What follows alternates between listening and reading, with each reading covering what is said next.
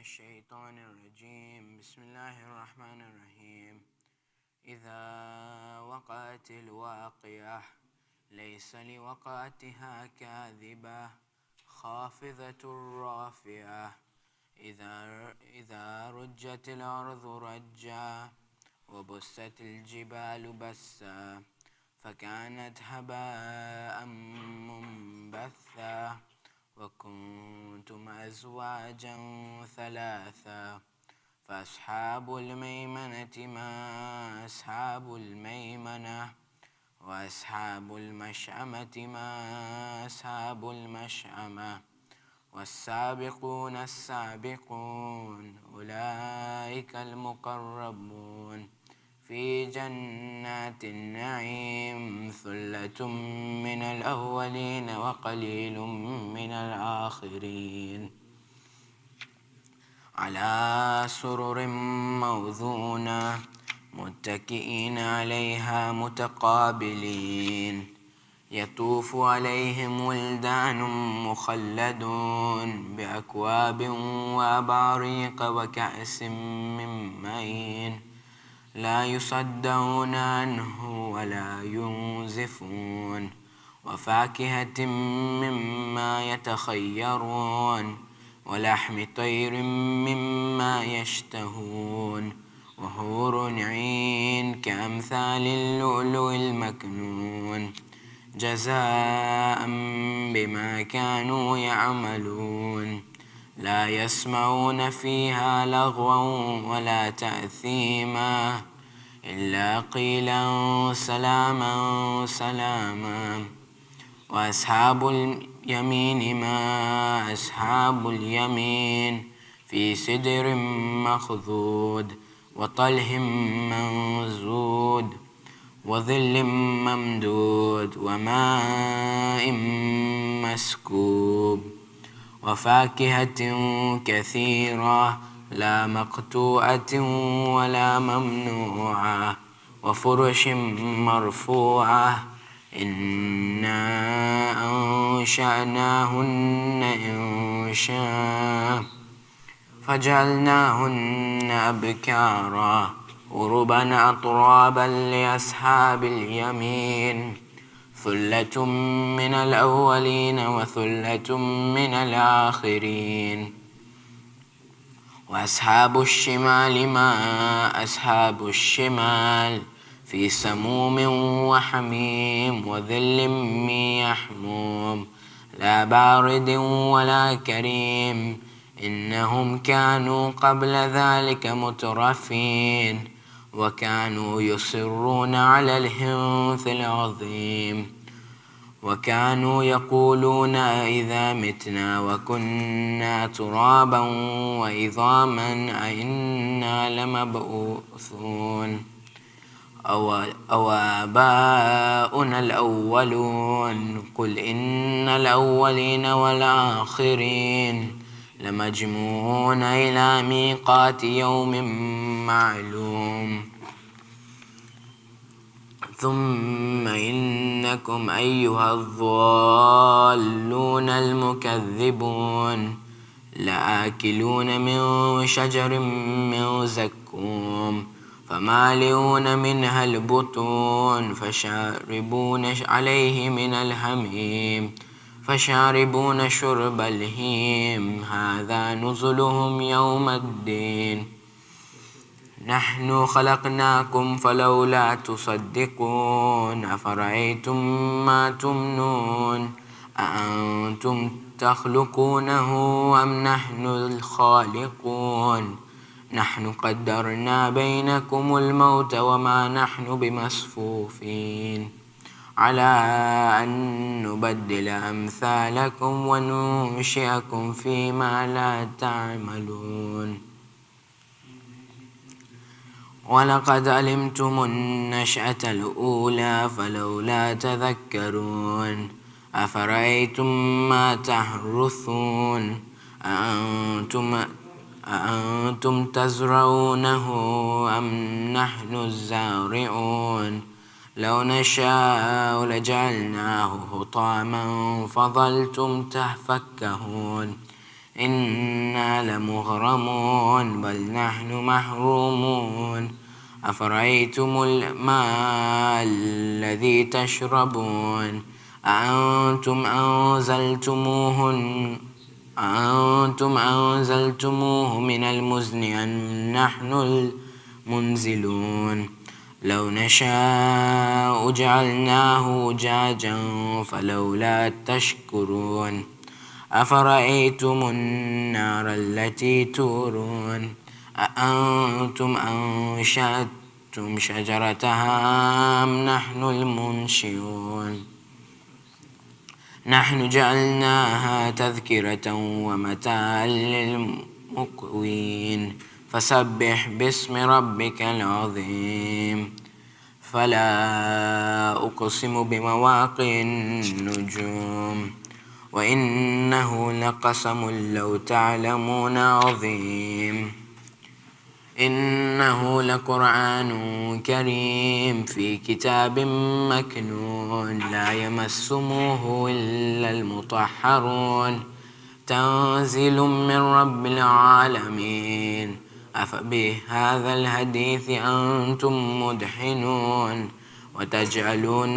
وتجعلون رزقكم أنكم تكذبون فلولا إذا بلغت الحلقوم وأنتم حينئذ تنظرون ونحن أقرب إليه منكم ولكن لا تبصرون فلولا إن كنتم غير مدينين ترجعونها إن كنتم صادقين فأما إن كان من المقربين فروح وريحان وجنة نعيم وأما إن كان من أصحاب اليمين فسلام لك من أصحاب اليمين وأما إن كان من المكذبين الضالين فنزل من حميم وتصلية جحيم إن هذا لهو حق اليقين فسبح باسم ربك العظيم صدق الله العلي العظيم.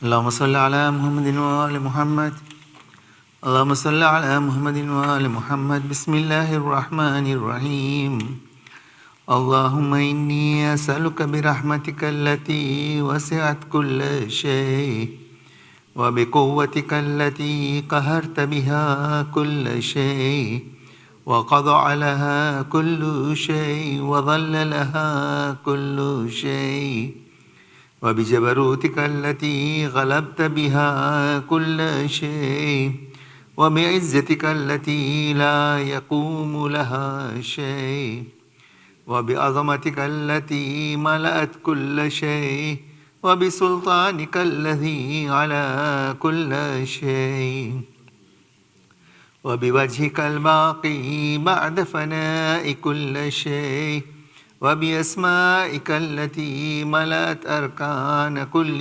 شيء وبعلمك الذي أحاط بكل شيء وبنور وجهك الذي أضاء له كل شيء يا نور يا قدوس يا أول الأولين ويا آخر الآخرين اللهم اغفر لي الذنوب التي تهتك العصام اللهم اغفر لي الذنوب التي تنزل النقم اللهم اغفر لي الذنوب التي تغير النعم اللهم اغفر لي الذنوب التي تحبس الدعاء اللهم اغفر لي الذنوب التي تقطع الرجاء اللهم اغفر لي الذنوب التي تنزل البلاء اللهم اغفر لي كل ذنب أذنبته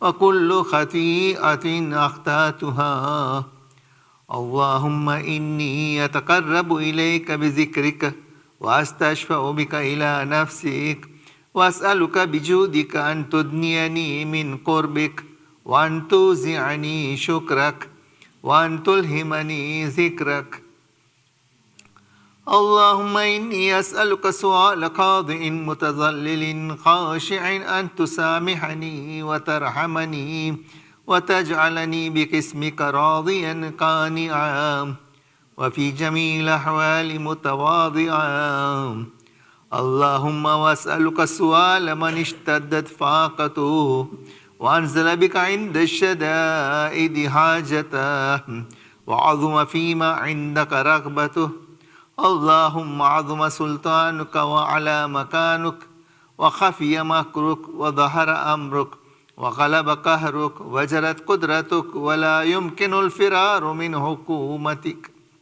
اللهم لا أجد لذنوب غافرا ولا لقبائه ساترا ولا لشيء من عملي القبيح بالحسن مبدلا غيرك لا إله إلا أنت سبحانك بحمدك ظلمت نفسي وتجرأت بجهلي وسكنت إلى قديم ذكرك لي ومنك علي اللهم مولاي كم من قبيح سترته وكم من فادح من البلاء أقلته وكم من يسار وقيته وكم من مكروه دفعته وكم من ثناء جميل لست أهلا له نشرته اللهم عظم بلائي وافرت بي سوء حالي وقصرت بي أعمالي وقعدت بي أغلالي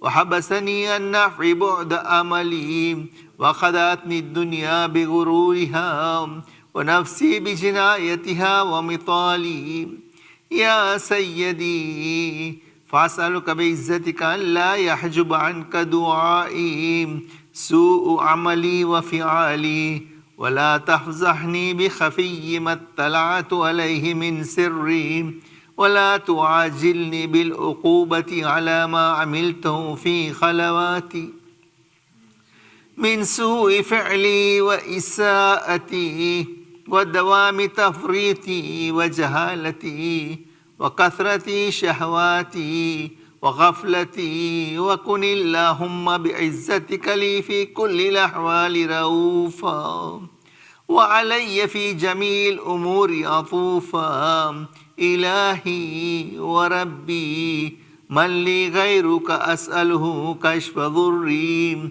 والنظر في أمري إلهي ومولاي أجريت علي حكم اتبعت فيه هوى نفسي ولم أحترس فيه من تزيين عدوي فغرني بما أهوى وأسعده على ذلك القضاء فتجاوزت بما جرى علي من ذلك بعد حدودك وخالفت بعض أوامرك فلك الحمد علي في جميع ذلك ولا حجة لي فيما جرى علي فيه قضاؤك والزمن حكمك وبلاؤك وقد أتيتك يا إلهي بعد تقصيري وإسرافي على نفسي معتذرا نادما منكسرا مستقيلا مستغفرا منيبا مقرا مذعنا معترفا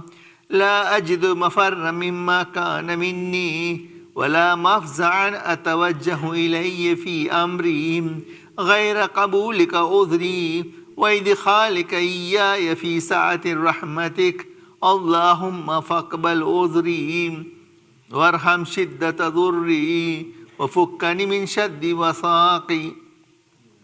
يا رب ارحم ضعف بدني ورقة جلدي ودقة عزمي، يا من بدا خلقي وذكري وتربيتي وبري وتغذيتي، هبني لابتداء كرمك وسالف برك بي.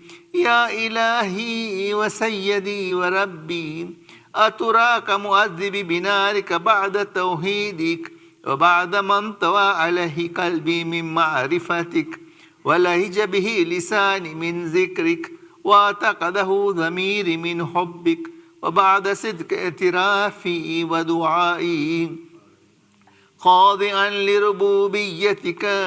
هيهات، أنت أكرم من أن تضيع من ربيته أو تعبد من أدنيته أو تشرد من آويته أو تسلم إلى البلاء من كفيته ورحمته.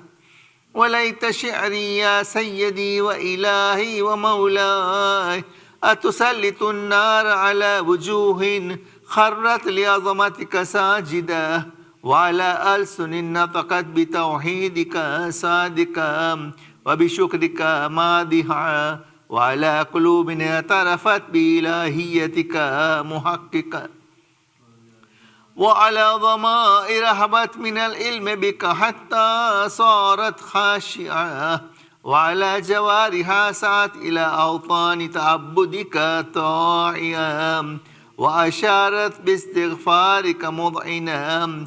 ما هكذا الظن بك ولا أخبرنا بفضلك عنك يا كريم يا ربي، وأنت تعلم ضعفي عن قليل من بلاء الدنيا وعقوباتها وما يجري فيها من المكاره على أهلها، على أن ذلك بلاء ومكروه قليل مقصه يسير بقاؤه قصير مدته، فكيف احتمالي لبلاء الآخرة وجليل وقوع المكاره فيها وهو بلاء تطول مدته ويدوم مقامه ولا يخفف عن أهله، لأنه لا يكون إلا عن غضبك وانتقامك وسخطك، وهذا ما لا تقوم له السماوات والأرض. يا سيدي، فكيف لي وأنا عبدك الضعيف الذليل الحقير المسكين المستكين. يا إلهي وربي وسيدي ومولاي، لأي الأمور إليك أشكو ولما منها أزج وأبكي، لأليم العذاب وشدته أم لطول البلاء ومدته، فلئن سيرتني للعقوبات مع أعدائك وجمعت بيني وبين أهل بلائك وفرقت بيني وبين أحبائك وأوليائك، فهبني يا إلهي وسيدي ومولاي وربي. صبرت على عذابك فكيف أصبر على فراقك، فكيف أصبر على فراقك، وهبني صبرت على حر نارك فكيف أصبر عن النظر إلى كرامتك، أم كيف أسكن في النار ورجائي عفوك، فبعزتك يا سيدي ومولاي أقسم صادقا لئن تركتني ناطقا لأزجن إليك بين أهلها زجيج الآملين، ولا أصرخن إليك صراخ المستصرخين، ولا أبكين عليك بكاء الفاقدين، ولو نادينك أين كنت يا ولي المؤمنين، يا غاية آمال العارفين، يا غياث المستغيثين، يا حبيب قلوب الصادقين، ويا إله العالمين. أفتراك سبحانك يا إلهي وبحمدك تسمع فيها صوت عبد مسلم سجن فيها بمخالفته وذاق طعم عذابها بمعصيته وحبس بين أطباقها بجرمه وجريرته وهو يزج إليك زجيج مؤمل رحمتك ويناديك بلسان أهل توحيدك ويتوسل إليك بربوبيتك يا مولاي، فكيف يبقى في العذاب وهو يرجو ما سلف من حلمك؟ أم كيف تؤلمه النار وهو يأمل فضلك ورحمتك؟ أم كيف يهرقه لهيبها وأنت تسمع صوته وترى مكانه؟ أم كيف يشتمل عليه زفيرها وأنت تعلم ضعفه؟ أم كيف يتقلقل بين أطباقها وأنت تعلم صدقه؟ أم كيف تزجر زبانيتها وهو يناديك يا ربه؟ أم كيف يرجو فضلك في إتقه منها فتتركه فيها؟ هيهات، ما ذلك الظن بك ولا المعروف من فضلك ولا مشبه لما آملت به الموحدين من برك وإحسانك، فباليقين أقتوا لولا ما حكمت به من تعذيب جاهديك وقضيت به من إخلاد معانديك لجعلت النار كلها بردا وسلاما، وما كان لأحد فيها مقرا ولا مقاما، لكنك تقصدت أسماؤك أقسمت أن تملأها من الكافرين من الجنة والناس أجمعين، وأن تخلد فيها المعاندين، وأن تجل ثناؤك قلت مبتدئا وتطولت بالإنعام متكرما، أفمن كان مؤمنا كمن كان فاسقا لا يستوون. إلهي وسيدي، فأسألك بالقدرة التي قدرتها وبالقضية التي هتمتها وحكمتها وغلبت من عليه أجريتها أن تهب لي في هذه الليلة وفي هذه الساعة كل جرم أجرمته وكل ذنب أذنبته وكل قبيح أسررته وكل جهل أملته كتمته أو أعلنته أخفيته أو أظهرته وكل سيئة أمرت بإثباتها الكرام الكاتبين الذين وكلتهم بحفظ ما يكون مني وجعلتهم شهودا علي مع جوارهم، وكنت أنت الرقيب علي من ورائهم والشاهد لما خفي عنهم، وبرحمتك أخفيت وبفضلك سترت، وأن توفر حظي من كل خير أنزلت أو إحسان فضلت أو بر نشرت أو رزق بسطت أو ذنب تغفره أو خطأ تستره.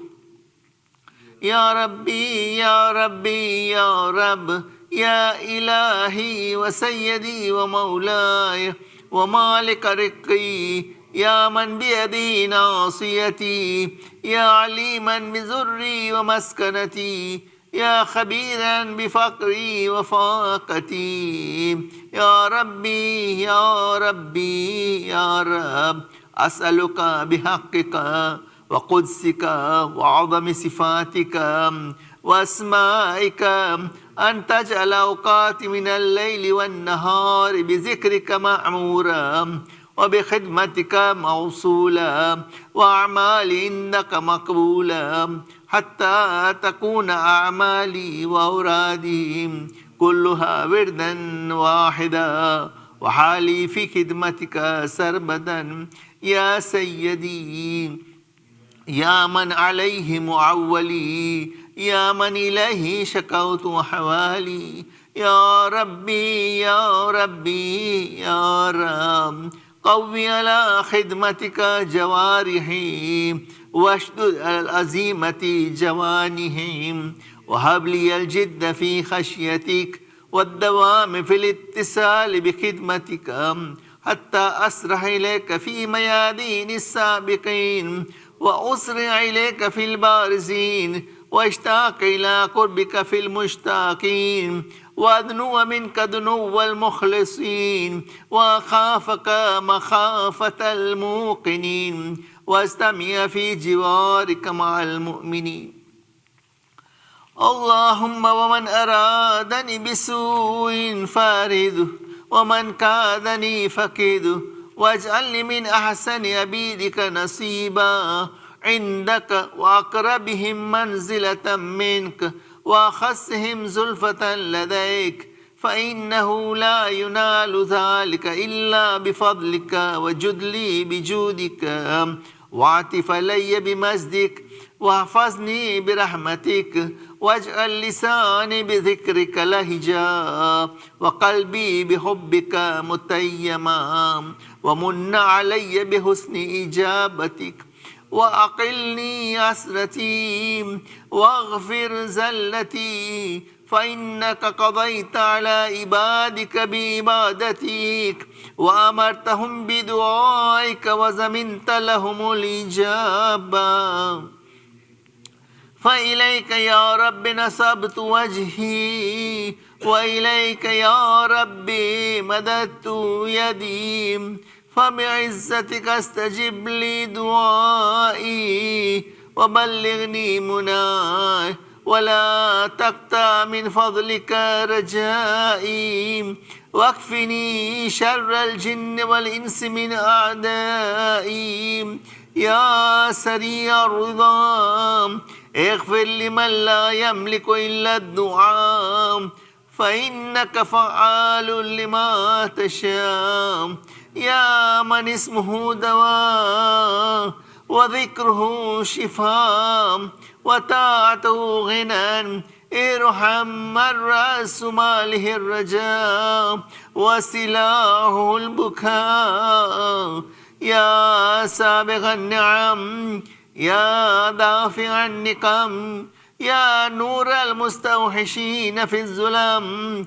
يا عالما لا يعلم صل على محمد وآل محمد وافعل بما أنت أهله وصلى الله على رسوله والأئمة الميامين من آله وسلم تسليما كثيرا.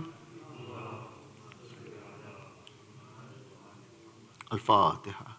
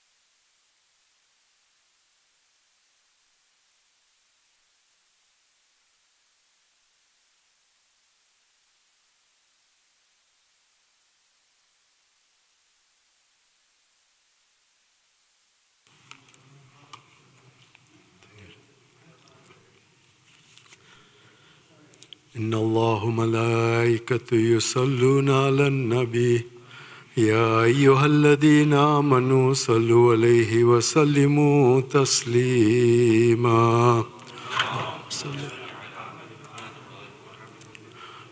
الله أكبر الله أكبر الله أكبر الله أكبر أشهد أن لا إله إلا الله أشهد أن لا إله إلا الله أشهد أن محمدا رسول الله أشهد أن محمدا رسول الله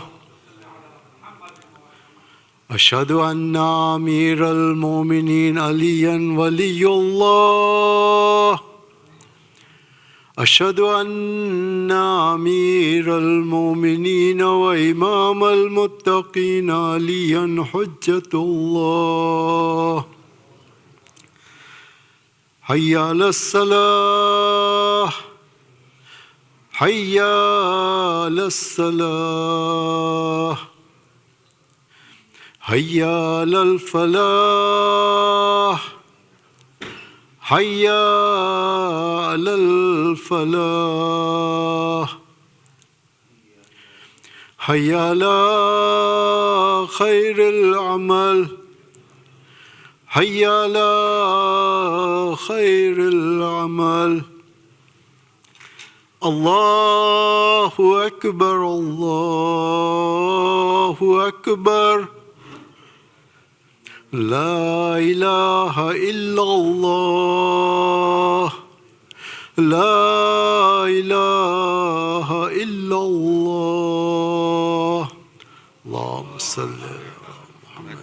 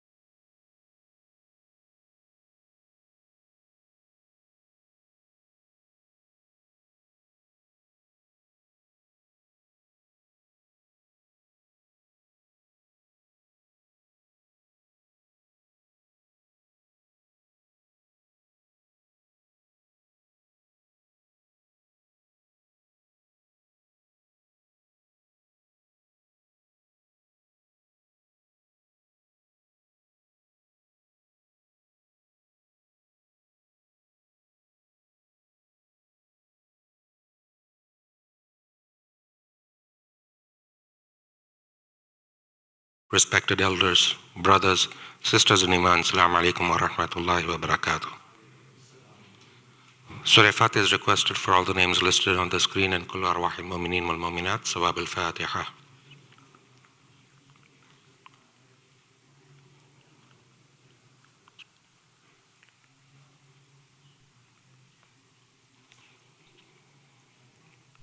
Ayatima Yujibun is requested for the names listed on the screen and whoever is in need of it here and elsewhere. Let us all recite it together. Bismillahir Rahmanir Rahim. Amma yujibul mustarra idha da'ahu wa yakshifu su. Amma yujibul mustarra idha da'ahu wa yakshifu su. أما يجيب المضطر إذا دعاه ويكشف السوء أما يجيب المضطر إذا دعاه ويكشف السوء أما يجيب المضطر إذا دعاه ويكشف السوء اللهم صل على محمد وعلى محمد. Now let us invite Sayyid to come forward and recite tonight's majlis, but Muhammad wa ala Muhammad salawat.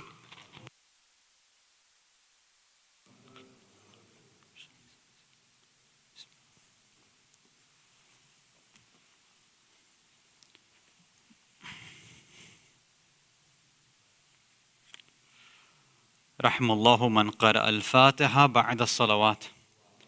اللهم صل على محمد وآل محمد. بسم الله الرحمن الرحيم.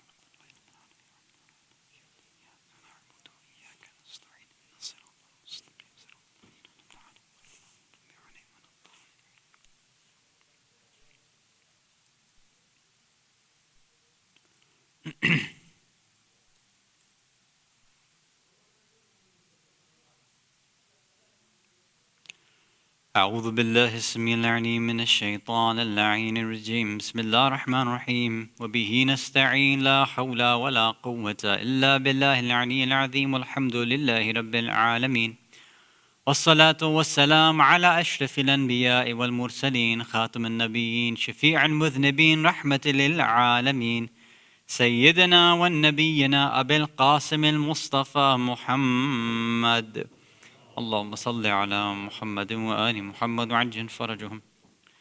ثم الصلاة والسلام والتحية والإكرام على أهل بيته الطيبين الطاهرين المعصومين المظلومين ولعنة الله على أعدائهم أجمعين من الأولين والآخرين إلى قيام يوم الدين. أما بعد، صلوات على محمد وآل محمد. اللهم صل على مؤمنين مؤمنات. Brothers and sisters in Islam and Iman, Assalamu alaikum wa rahmatullahi wa barakatuh. We started a commentary, a sharh, a tafsir of this famous dua known as Dua Zamanul Ghaiba, which begins, Allahumma arifni nafsak. Last Thursday we talked first about some of the background information, specifically about, number one, authenticity. And we said that there are multiple chains of narrations linked to classical books of the ulama. So we said that the earliest one is attributed to the sixth Imam, Imam Ja'far as-Sadiq alayhi salatu wassalam. Allahumma salli ala Muhammad wa ala Muhammad wa ajil farjahum. And we have 6 unique chains of narrations, 6 unique sanads, both reported by Shaykh al-Qulayni in Kitab al-Kafi, by Shaykh al-Nu'mani in Kitab al-Ghaiba, and Shaykh al-Saduq in Kamaluddin. Rahmatullah alayhim ajma'in. Then there's slight variations to this dua as well. There's a longer one and there's some variations on this famous short one. And these are sometimes linked to the first na'ib of the 12th Imam, Uthman ibn Sayyid al-As'adi. And these are reported in other books, Shaykh Tusi's Misbah al-Mutahajjid and Sayyid ibn Tawus's Jamal al-Usbur. And we said that the ulama generally say that this famous version that we recite, that short one, that seems to be the most accurate and probably more authentic version. So that was one way of looking at authenticity. We see it in classical books, chains are good. The other way that we saw that it was mentioned was in the words of the ulama themselves, both contemporary ulama of this age, of this era, and ulama of the past as well. So in terms of ulama of the past, we looked at Sayyid ibn Tawus, who reports the narration himself, and says in his book Jamal al-Usbu' that no Shia should be neglectful of this dua, and that we, meaning those who are the Ahl of Irfan and Mushahada and these deep sciences, they have recognized this dua as a fadl, as a grace from Allah, and that He's particularly given it to the khas Shia. So he said we must trust it and we should rely on it. We also looked at the words of Ayatollah Bahjat, who said, Qaddasallahu sirru, that there's a specific hidden secret within this dua, and he himself would dedicate 2 hours every day to worship or connection to the Imam of the time. So 1 hour during the daylight, 1 hour at night, he would connect with the Imam of the time. Ayatollah Sayyid Ahmad Karbala'i would recommend his followers to recite this dua after every wajib salah. And Ayatollah Jawadi Amali, hafidhahullah, said that this dua is the most in-depth dars and lesson in terms of imamat shinasi, in terms of getting to know the Imam of your time. And that this dua is not just a religious belief. It's not just something that, believe it, and it talks about things that we should believe. He says, no. This is teaching us that we don't just need religious beliefs, we need religious education. We need religious literacy. And that's what this dua is trying to emphasize. Is that whereas other du'as have us ask for health and wealth and rizq and protection and this and that, he said this dua is asking for deep levels of ma'rifah. And this seems to be one of the great secrets within the dua. So inshallah tonight we'll be looking at we'll start with the first part of it. Allahumma arifni nafsak. Allah, Ya Allah, give me ma'rifah, a deep understanding of your nafs, of who you really are. So let's begin with that. Now, some of you might be thinking, okay, so our topic is tawheed, right? That's what we're going to talk about. What is there really to discuss when it comes to tawheed? You know, some of you might be thinking, look, we know all there is to know about tawheed. Allah is the creator. There's only one of Him. There's not two gods. There's no partners. He did everything. He's all powerful. He's all knowing. You know, that's stuff we talk about in Sunday school. We tell our kids this. What can we talk about from the minbar regarding tawheed? What's the point? What's there left to discuss? Well, let's look at some ahadith that might change our minds. First would come from Rasulullah sallallahu alayhi wa alihi wa sallam. One narration, he's reported to have said, "At-tawheed nisfuddin." Tawheed is half of your deen. Now, okay, hold on a second. Tawheed is half of our deen. Now, if Tawheed is all the things that you and I probably believe right now, that Allah is one, and that's it, and He's the creator, and we don't want to ascribe partners to Him, and that He's all powerful, if that's it, do you and I really feel like you have half your deen from that? And this is a big statement. Half of our deen is complete by just believing in Tawheed, that's it? From this statement alone, it seems like, okay, you know what? Maybe Tawheed is not as simple as we thought. There seems to be something else. Otherwise, why would the Prophet say that it's half of your religion? I mean, look at the other types of narrations that we have that talk about something being half of our deen. Marriage, right, is said to be nisfuddin, half of our deen as well. And nobody just says that marriage, yeah, you just recite a few Arabic words and you're done. It's very easy. No. Marriage is probably the biggest jihad that anybody can go through, right? It's the most difficult thing. And for some of us, we make it much, much tougher on the other side than, normal, right? It's very, very difficult. It's not just a bunch of beliefs or a bunch of Arabic formulas. No, marriage is a deep understanding of how to perfect oneself using the opposite gender. And the way that you manifest certain names of Allah, they manifest other names, how you two together can become those who manifest and become insanul kamil. Right? This is a deep understanding. That's why it says marriage is half of your deen. So there's no way we can say Tawheed is just believing in one God, right? So from there, we now have to look at that. There's two different types of Tawheed. There's two different ways that you and I need to understand what Tawheed is about. The first type is pretty much what's on most of our minds right now. Most of what we've learned as we've grown up and what we've learned in madrasa, Sunday school, whatever, right? Think about when we say the word Tawheed. When you think about Tawheed, what comes to your mind? When you think about Allah Himself, what is coming in your head? If somebody were to ask you about Allah, hey, a non-Muslim, a Christian, a Jew, an atheist, if they said, tell me about your concept of Allah, of Tawheed, what is this? How is it different than everybody else? Now, there might be simple things that you describe, right? Or even for us who are teaching our kids about Tawheed. If you're a teacher at a homeschool or madrasa or whatever, how are you teaching kids when that chapter or the section of Tawheed comes? What are you telling them? What's in these books, in these curricula? What's in there? Normally, and I'll tell you the way that I grew up, right? The first experience that you and I have is pretty much the be-all and end-all. You know, when you're growing up, when you're a kid, especially if you're being taught in Urdu, then the first thing that your parents will make you repeat after, right? The first thing they'll tell you to say is, Allah ek, right? That's it. That's Tawheed. There's only one God, that's all. And when a kid says that, then, alhamdulillah, look how, they're a Muslim now, look how great they are, right? And they take that kid. If their kid can say Allah ek and keep their finger up too, then they, parents will proudly parade them around to all the, dawats and family dinners and things like that. Say, look, our kid can say Allah ek. You know how amazing that is. And for a lot of us, that's pretty much where Tawheed starts and it stops too. God is one, that's it. What more is there? When I think about this sometimes, like, okay, we as Muslims, especially with, an Urdu kind of background, right? We teach our kids Allah ek, right? God is one. Have you ever thought about what other religions, what are the first things they might teach their kids? Like when they're growing up, what are they telling them to repeat after, right? Like, would a Christian family say, okay, say Jesus is God? Is that the first thing? Or God is 3 in 1? Is that what they're telling them? Or what would an atheist family tell their kids? You ever thought about that? If we're saying Allah ek, maybe they're saying Allah fake. I don't know what they're saying, right? What are they telling their kids? It's interesting to think about. Tawheed for us is what? It's just this numerical, physical thing. God is one, meaning what? He's not two. He's not infinite. He's not 100,000. He's not 3.14, whatever, repeating. He's not that. It's one God and that's it. One creator, that's it. There's no lesser gods, no greater gods. There is one God and that's all. So our idea of Tawheed stands in stark contrast to shirk or polytheism. That's it. That's how usually we think about it. And that's all. One Khaliq, one Qadir, one Raziq, that's all it is. Now, this is normally why if somebody were to ask you, what does Tawheed mean? What is the usual response? If I were to ask you, what is Tawheed? What's the translation of Tawheed? Monotheism. That's how usually everybody translates it, right?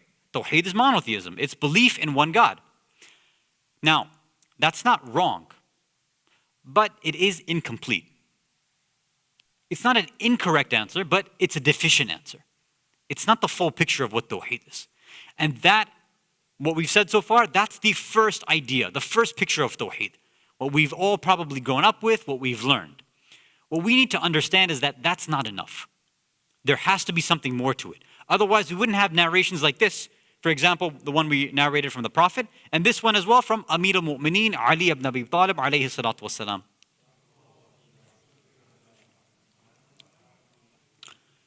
Where he's reported to have said, Tawheed hayatun nafs. Tawheed is the lifeblood of your soul. It's the force of your identity. The life of who you are, the life of our nafs. Now, the Prophet saying, half of deen. Imam Ali saying it's the hayat of your nafs, the life of your soul. Now, the life of your soul is what? To saying that God is one? Does that really add up? No. There must be something deeper than this. So now we need to move on to this second type of Tawheed. What is this second type of Tawheed? Let's start that discussion now. If you can recite a salawat ala Muhammad wa ala Muhammad.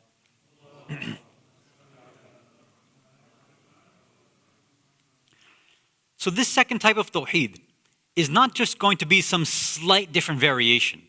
It's not like we're going to take monotheism and just add one more thing and then, now it's going to be complete. What we're going to describe tonight in terms of Tawheed will probably, most likely, my guess, something completely different than what you've heard before growing up. Unless you've studied some of the books of the philosophers or the mutakallimin or the urafa, then most likely this type of Tawheed you probably have not heard described in this way. And the reason that I'm saying that this is going to be a drastic difference is because this is not just a different meaning of Tawheed, but the word, like the tense of it is completely different too, even in terms of the grammar. So normally when we translate Tawheed, we translate it as monotheism. What is monotheism? It's just a belief, right? Monotheism is belief in one God. that there's only one God. That's what it is. So what we'd call in English is that that's an abstract noun, right? Tawheed would then be described as an abstract noun. So Tawheed, belief in one God, is just like art or justice or freedom. These are just abstract ideas. You believe in them or you have ideas about them. So same thing, right? Tawheed, just like freedom or justice, you have some belief in it or not. You have some idea about what it is or not. That's the understanding that you and I probably have right now. But the way that Tawheed has been described in our books is that Tawheed is not a noun. Tawheed is not just some abstract belief. Tawheed is actually an action. The Arabic itself shows us that Tawheed is a verb, not an abstract noun. Now, how can we show this? Let me just give you some examples. So first, a little crash course in Arabic grammar. So there's different patterns that you can form when it comes to Arabic words, right? They call them abwab or abab, like door basically, right? Or patterns. So one of these babs is called babul taf'il. So taf'il, you have the ta, fa, ain, ya, lam. Right? I think I had some slides, but I forgot to send them over. But just picture it, and maybe next week I'll have it visualized. So taf'il. So the fa, ain, and lam that are there are just kind of placeholders. They can be replaced and changed around. That's not a big deal. So anytime, and you can probably think of words that rhyme with taf'il, that are kind of on that pattern. And when you see that, you'll see that the words that are on that pattern are all going to indicate some sort of action. For example, let's start with an easy one, takbir. What is takbir? It's the action of saying Allahu Akbar, right? Takbir, like takbiratul ihram, when we start our namaz, start your salah. The takbiratul ihram is an action you have to perform. Okay, that's one example. Again, on that same pattern of taf'il, you have takbir. Another one, what's the mustahab thing that we recite right after namaz with the beads? Tasbih, same pattern. Taf'il, tasbih. So it's an action that we're performing.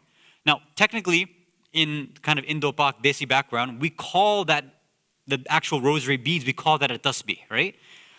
Technically in Arabic, that's incorrect. And that's why in Arab communities, if you ask for tasbih, they'll be like, what are you talking about, right? It's a misbah, right? Or misbah. That's what they usually call it, because the meme in front shows that it's an instrument that you're using. Tasbih is the actual thing that you're performing. So in the hadith, it's saying, perform the tasbih of Fatima, alayhi salam. That's what it says. So tasbih, like takbir, is something that you recite, something you perform, and something that you do. It's an action. Let's go with the other examples. So we have takbir, we have tasbih. What else can we do? So when someone dies, so I think many of you are part of the Mayat committee, we do the talqeen. What is that? It's a recitation. You're reciting certain words to the Mayyit who's just passed away. We can do, what else is there? Anybody can think of anything else? I can give some other ones, but like taqdeer, but those probably are not like obvious ones that come to your mind, right? So takbir, what do we say? Tasbih. What else do we have? Yeah, talqeen. Tadfeen, right? Tadfeen is the act of doing dafan of somebody, right? Burying them. There's many words. You can think of plenty of other examples there. So now let's go back. So we said takbir, tasbih, talqeen, tabshir, right? Doing bisharat, right? Giving somebody good news. All these things are all following on the pattern of taf'il, meaning it's an action. Every single one of these is indicating an action. Now go back to the word we're talking about, Tawheed. Tawheed is coming from the word wahda, or wahid, but we are describing it as what? As an abstract noun. But going by this pattern, every single word that comes on this pattern, takbir, tasbih, talqeen, tadfeen, taghsil, all these other things are all talking about actions. So Tawheed is not a belief. Tawheed is not an abstract noun, it's a verb. Tawheed is an action that we have to perform. So what is that action? Well, the ulama say, we have to perform or practice and proclaim and maintain the idea that the unity of Allah is everywhere. That everything is actually connected in a manifestation of Allah.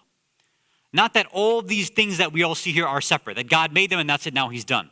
That every single thing that we see in this dunya Everything that we see in barzakh, everything in akhirah, every single thing is a manifestation and a reflection of Allah. Not that it is Allah, but that it's all part of Allah's unity. So what we're doing is we're making everything wahid, wahda. That's what tawheed is doing. You are making everything unified with Allah, not separating it away from Him. The same way you're performing takbir, you perform tasbih, you perform all of these things, we have to learn to start performing tawheed. This is a different level of ma'rifah that you and I probably haven't understood before, because we've been thinking about tawheed as something you believe and you're done. But tawheed, even in the strict Arabic sense, is something that you and I have to do. We have to perform it. We have to maintain it. We have to practice it. We have to practice tawheed. So it shouldn't be translated as monotheism. It should be translated as monotheisting. We're doing something actually. Every time we go out in the world, we need to say, am I connecting this back to Allah or not? Do I see Allah in this or not? Even when I'm looking at things in the dunya, things that I don't like, do I see Allah's hand in this or not? And this is where we see now and can hopefully understand that there's only one reality in front of us, and that's Allah. There's only one haqq and haqiqat, and that's Allah. And perhaps this is where we get this famous other narration from Amir al-Mu'mineen, Ali ibn Abi Talib, alayhi salatu wassalam, where he says, مَا رَأَيْتُ شَيْئًا إِلَّا وَرَأَيْتُ اللَّهَ قَبْلَهُ وَمَعَهُ وَبَعْدَهُ. He says, I don't see anything except that I see Allah before it, with it, and after it. In every single thing, Amir al-Mu'mineen is teaching us, everywhere that he's looking. And for us as his followers, as a Shia, we should be following in his footsteps. Everywhere we look. Now, in the beautiful things, it's easy. You come to an Islamic center, it's easy. You can physically see the stuff like a mimbar or a tasbih or alam or a zari. Sometimes you see those literal religious things and it becomes very easy. But now what happens when things don't go your way? When you see what we think is evil. You get a flat tire, a business deal doesn't go your way, you don't get the job you want, somebody in your family or a close loved one passes away or gets sick. Do we see Allah in that? Realistically speaking, not that we say, oh, alhamdulillah, inna lillahi wa inna ilayhi raji'un. Not just that. I'm saying that we are actually saying that this is within and from the hands of Allah. We are performing tawheed in every single thing that happens to us. It's not just a belief, it's something that you're doing constantly. This perhaps is the first level of ma'rifah of Allah that we need. When the Imam is teaching us that if we want to remove those doubts in the zamanul ghaiba, in the time of the ghaibat of the Imam, then we need to get to that level of ma'rifah where we're not just believing that God is one, that we are understanding that all of this is connected to Allah. It's all part of this tawheed. We have to perform that tawheed every single day. Allahumma arifni nafsak. Allah, show me, help me get ma'rifat of your true self, which is present everywhere. Just like your Mawla saw it and sees it before everything, with everything, and after everything, Allah, we want that same ma'rifah as well. We want to be able to see things in all lights as well. Salawat ala Muhammad wa ala Muhammad.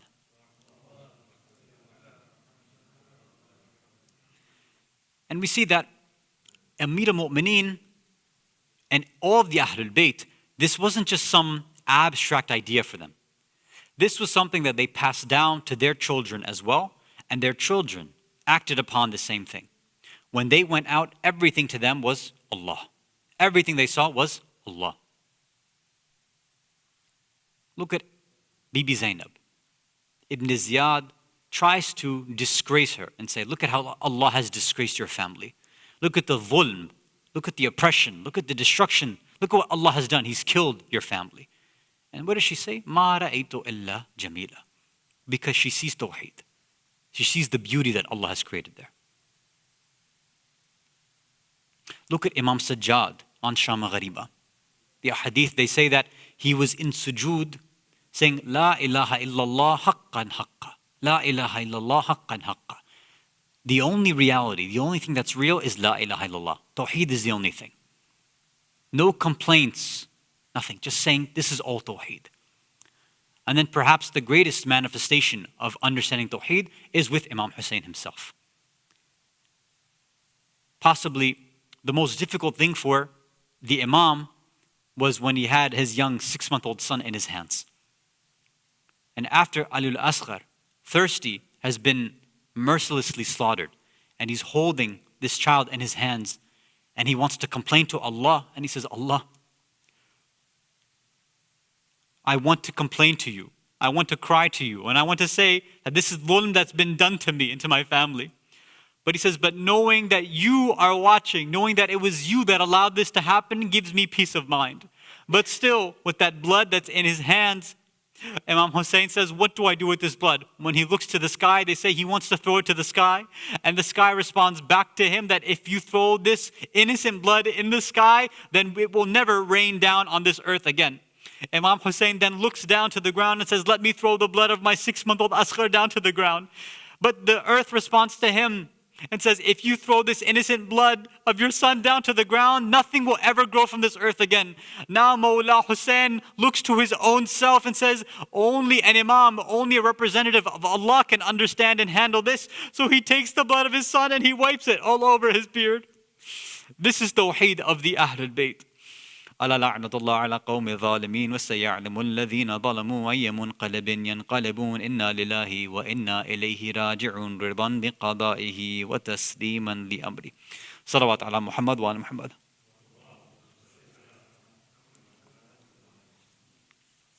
We'll now start our quiz, inshallah.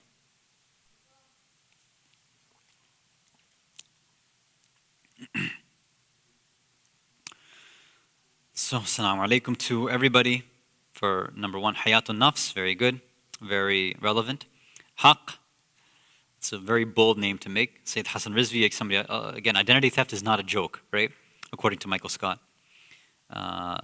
Or no, that was according to Dwight, actually, yeah. Aoun, Allah, Ek. Technically, it would be Ik, I guess A-I or A-Y-K. Allah Ek, I don't know if that's the best transliteration for this. Assalamu alaikum to Muzammil Jan Muhammad, Mujahid Jan Muhammad. This name, I'm going to have to figure out what it is. I'll have to figure out how to pronounce that and I'll have to come back. Shah, M-A-A, Abu, Aoun, Plato. Miraculous Muslim. Oh, very nice. Specialists, welcome back. Okay, I think we're only going to have, okay, yeah, let's get started. Bismillah ar-Rahman ar-Rahim. According to Imam al-Baqir alayhi salam, or I should have said according to the hadith of Imam al-Baqir alayhi salam, the only thing constantly thinking about death will lead to is what? Undue stress and anxiety, detachment from the dunya, meaning the physical world and dimension, strengthening khushu', humility, and ilm, knowledge, or reducing your dart throwing accuracy. What's the effect of thinking about death constantly?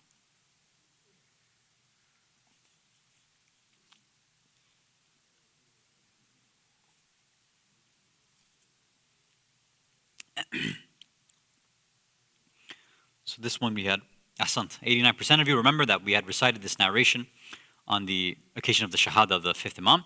He said that you get a zuhd fi dunya, that you'll become a zahid, you'll become detached from the dunya if you constantly think about death. Ahsant. Okay. Imam Sadiq alayhi salam said that for a mu'min, death is what? A snake or scorpion's bite, an intense internal burning, a comforting cool breeze, or a beautiful smelling flower.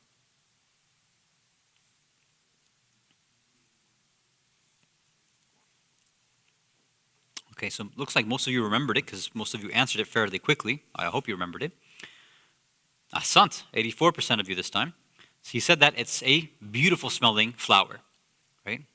And if you remember, he said that for a kafir, somebody who rejects the truth and denies the truth, it's a snake or a scorpion's bite, right? So for us, if we are doing our duties, if we are the mu'mineen, and we're following the teachings of the Ahlul Bayt, then we shouldn't have this fear of death. We should be welcoming death. Tawheed means believing in one God, true or false. Over here, I'm hoping that we have more than 89%. We can hear all you guys in that room, by the way.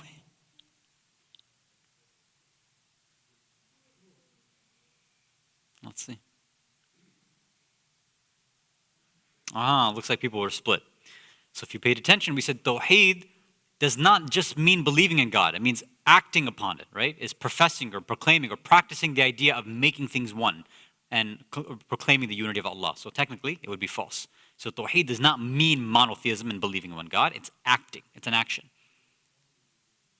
Maybe it was too tricky for you. We'll bring it again next time. And now our fourth and final one. What was the world's first handheld game device? Microvision, Game & Watch, Mattel Auto Race, or Game Boy? I never had any of these when I was a kid. I think I really wanted a Game Boy, but I never got one. But what I'd always end up doing is I'd go to Toys R Us when I'd go shopping with my mom, and I would just sit there and play it for a little while, but I never actually had one, unfortunately. Actually, you know what, did I? Because I had Pokemon Red and Blue when it came out. Did it come out on Game Boy? I don't remember now. I don't know. So most people thought it was Game Boy. I thought it was too, but no. Apparently, Mattel came out with something called Auto Race. Go look it up. It's very, very interesting. It's really kind of like almost like Pong style, really, really simple, where it was just like these blips and you just had to dodge traffic. Really, really simplistic, but yeah, that was it. Okay, let's see. Baraza, I didn't even see your name. So you joined late, but even though you joined late, you're the only one who got all four, so congratulations to you, Baraza. Normally, Barazas get everything wrong, but this time, Baraza got everything right, so very interesting. But good job to everybody else who got 3 out of 4, but was quicker. Specialist Plato, Haq, and Yusuf Ali.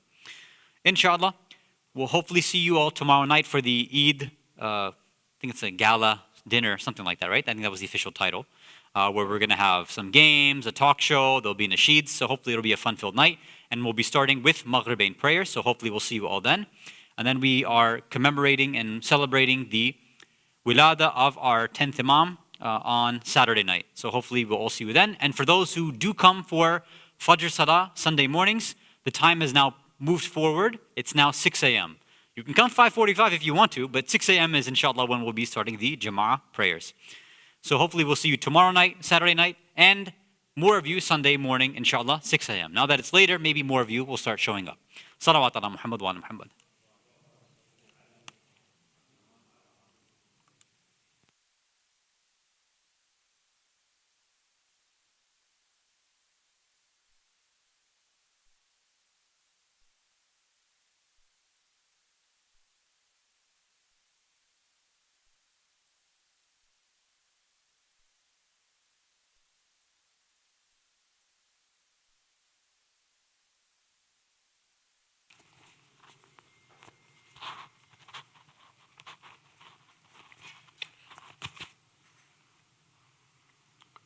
السلام عليك يا رسول الله، السلام عليك يا أمير المؤمنين، السلام عليك يا فاطمة الزهراء سيدة نساء العالمين، السلام عليك يا حسن المجتبى، السلام عليك يا أبا عبد الله، السلام عليك يا وارث آدم صفوة الله، السلام عليك يا وارث نوح النبي الله، السلام عليك يا وارث إبراهيم خليل الله، السلام عليك يا وارث موسى كليم الله، السلام عليك يا وارث عيسى روح الله، السلام عليك يا وارث محمد حبيب الله، السلام عليك يا وارث علي أمير المؤمنين ولي الله، السلام عليك يا ابن محمد المصطفى، السلام عليك يا ابن علي المرتضى، السلام عليك يا ابن فاطمة الزهراء، السلام عليك يا ابن خديجة الكبرى، السلام عليك يا ثار الله وابن ثاري والوتر الموتور، أشهد أنك قد أقمت الصلاة وآتيت الزكاة وأمرت بالمعروف ونهيت عن المنكر وأطعت الله ورسوله حتى أتاك اليقين، فلعن الله أمة قتلتك ولعن الله أمة ظلمتك ولعن الله أمة سمعت بذلك فرضيت به. يا مولاي يا أبا عبد الله، أشهد أنك كنت نورا في الأسلاب الشامخة والأرحام المطهرة، لم تنجسك الجاهلية بأنجاسها ولم تلبسك من مدلهمات ثيابها، وأشهد أنك من دعائم الدين وأركان المؤمنين، وأشهد أنك الإمام البر التقي الرزي الزكي الهادي المهدي، وأشهد أن الأئمة من ولدك كلمة التقوى وأعلام الهدى والعروة الوثقى والحجة على أهل الدنيا، وأشهد الله وملائكته وأنبياءه ورسله أني بكم مؤمن وبيا بكم موقن بشرائع ديني وخواتيم عملي وقلبي لقلبكم سلم وأمري لأمركم متبع صلوات الله عليكم وعلى أرواحكم وعلى أجسادكم وعلى أجسامكم وعلى شاهدكم وعلى غائبكم وعلى ظاهركم وعلى باطنكم بأبي أنت وأمي يا ابن رسول الله بأبي أنت وأمي يا أبا عبد الله زيارة حضرت علي أكبر. السلام عليك يا ابن رسول الله السلام عليك يا ابن نبي الله السلام عليك يا ابن أمير المؤمنين السلام عليك يا ابن الحسين الشهيد السلام عليك أيها الشهيد وابن الشهيد السلام عليك أيها المظلوم وابن المظلوم لعن الله أمة قتلتك ولعن الله أمة ظلمتك ولعن الله أمة سمعت بذلك فرضيت به. زيارة شهداء كربلاء. السلام عليكم يا أولياء الله وأحباء السلام عليكم يا أصفياء الله وأوداء السلام عليكم يا أنصار دين الله السلام عليكم يا أنصار رسول الله السلام عليكم يا أنصار أمير المؤمنين السلام عليكم يا أنصار فاطمة سيدة نساء العالمين السلام عليكم يا أنصار أبي محمد الحسن بن علي الولي الزكي الناصح السلام عليكم يا أنصار أبي عبد الله بأبي أنتم وأمي طبتم وطابت الأرض التي فيها دفنتم وفزتم فوزا عظيما فيا ليتني كنت معكم فأفوز معكم. زيارة حضرت أبو الفضل العباس. السلام عليك يا ابن أمير المؤمنين السلام عليك يا أيها العبد الصالح المطيع لله ولرسوله وأشهد أنك قد جاهدت ونصحت وصبرت حتى أتاك اليقين لعن الله الظالمين لكم من الأولين والآخرين وألحقهم بدرجك الجحيم. السلام عليكم يا أهل بيت النبوة ومعدن الرسالة إنما يريد الله ليذهب عنكم الرجس أهل البيت ويطهركم تطهيرا. اللهم صل على محمد وآل محمد. السلام عليكم يا أئمة المسلمين علي بن الحسين ومحمد بن علي وجعفر بن محمد وموسى بن جعفر وعلي بن موسى ومحمد بن علي وعلي بن محمد والحسن بن علي جميعا ورحمة الله وبركاته. السلام عليك يا حجة الله يا ابن الحسن يا صاحب العصر والزمان السلام عليك يا خليفة الرحمن السلام عليك يا شريك القرآن السلام عليك يا كعبة الإيمان السلام عليك يا إمام الإنس والجان عجل الله لك ما وعدك من النصر وظهور الأمر ورحمة الله وبركاته. اللهم صل على محمد وآل محمد. اللهم كن لوليك الحجة ابن الحسن صلواتك عليه وعلى آبائه في هذه الساعة وفي كل ساعة وليا وحافظا وقائدا وناصرا ودليلا وعينا حتى تسكنه أرضك طوعا وتمتعه فيها طويلا.